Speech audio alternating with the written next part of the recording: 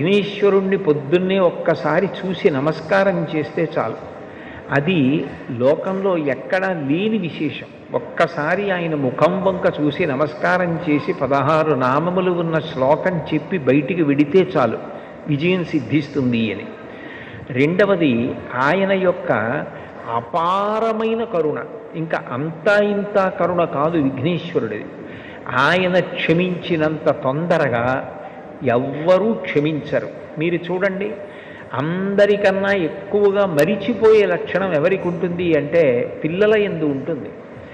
మీరు పిల్లలు అనేటప్పటికీ ఒక విషయం జ్ఞాపకానికి తెచ్చుకోవచ్చు.